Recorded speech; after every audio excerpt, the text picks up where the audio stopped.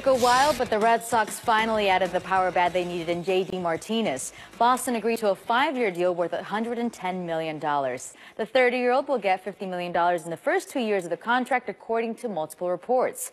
His agent, Scott Boras, calls him the King Kong of slug. His .574 slugging percentage since 2014 is second in the majors behind Mike Trout among players to play all 4 years. He peaked last year with 45 home runs in 119 games, good for a 60 home run pace over a 162-game season, a pace that was better than Giancarlo Stanton last year. And that power is much needed for a Red Sox team which hit 168 home runs last year, fewest in the American League. Buster Olney, who's the team to beat in the AL now?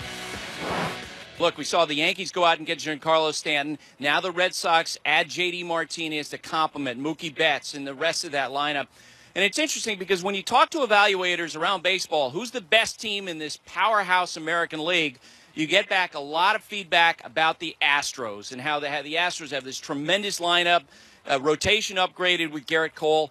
I personally am picking the Cleveland Indians to win the World Series this year because I feel like they're in a weak division and they might have the clearest path. But the Red Sox certainly give themselves a better chance to compete with those great teams in the American League. Now let's get it back to First Take.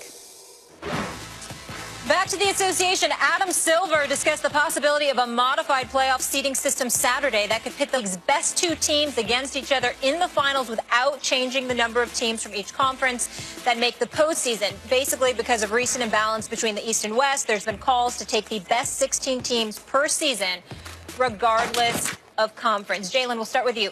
Do you like the format suggestion?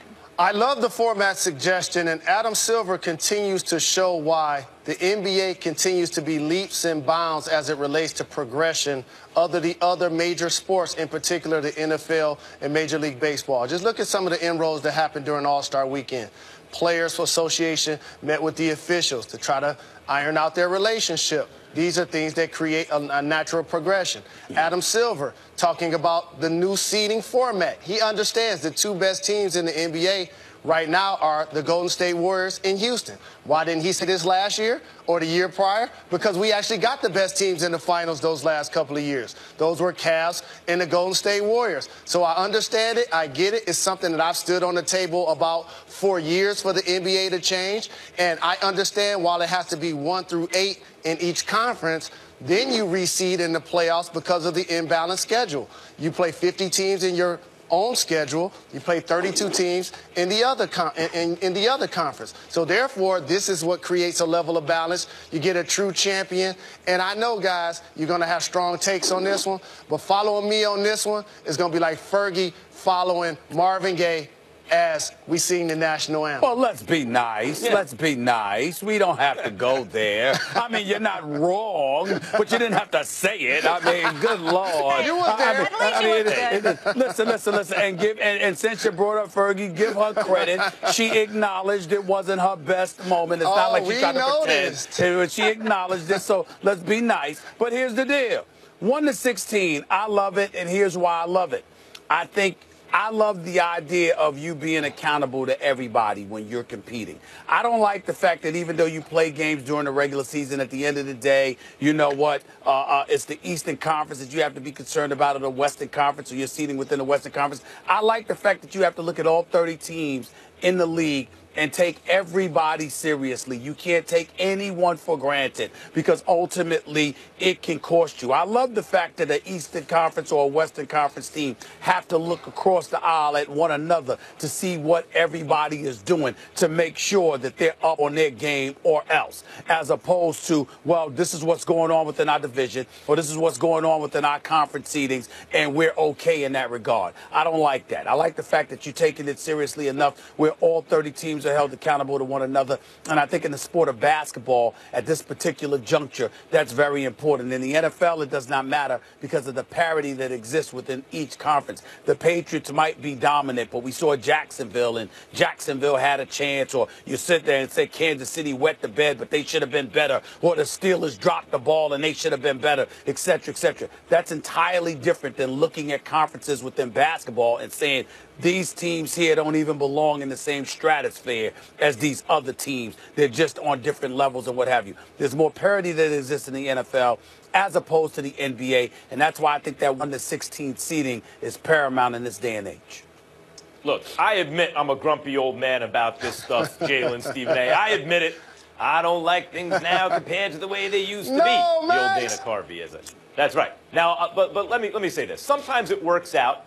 Baseball wild card. I was against that, just reflexively against it. Wait a minute, oh, wild card in baseball? It's worked. It's really good. Although interleague play in baseball, I really still don't like. I wish they hadn't have done it. I think it takes something off of the World Series now because, you know, the teams could have already played each other. So let me just say this, Jalen. I've heard you stumping for this. You say for a year. It seems to me like for years now. And I think it's a smart idea. Let me tell you ultimately why I'm still not for it. I'm inching in that direction. You've moved me over feels like years, just listening to you on TV, not just in personal conversations, where you've inched me toward it, but I'm still not for it, and I'll tell you why.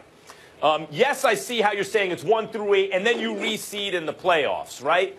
My thing is this. The NBA, best of 7, this is not a fundamentally probabilistic sport like football or baseball where the best team not only doesn't always win, a lot of times doesn't win. It's not the NCAA tournament where a lot of times the best team doesn't win. In the NBA, the best team wins. You got 7 games in a sport where your best players control the action, right? Best team wins. What do I care if the best team really comes out of the conference finals instead of the actual finals? Are we really lamenting, oh, you know what? Houston Rockets are only going to look like the 3rd best team this year, or OKC's only going to look like the 4th best team this year. Really, they may have been the 2nd best team. What are we really arguing about? 3rd and 4th place? Ultimately, we're still going to crown a champion. That champion's still going to have been the best team. And in the meantime, I like the fact, look, guys, familiarity breeds contempt. I like the fact that within your conference, you have rivalries that get ratcheted up in the playoffs, you know, because the Cavs and the Celtics have been playing each other all year and really hate each other. I like that stuff. I don't want to give that up. I don't want to have the possibility that the Celtics and the Lakers meet in something other than the NBA Finals. So you're making a hell of a case, Jalen, but I'm still clinging on for dear life to the way it is. I appreciate that, Max, but you lost me at the end when you say you don't want to see who in the Celtics playing in the conference finals? Did you say the Lakers? And the Celtics. Oh, okay. Yeah. They won't even be in the playoffs this year. Oh, not this year. Okay, got it. That's my point exactly. Here's the thing. You protect the division winners, though as Kobe Bryant pointed out, all-time great franchises don't hang division banners.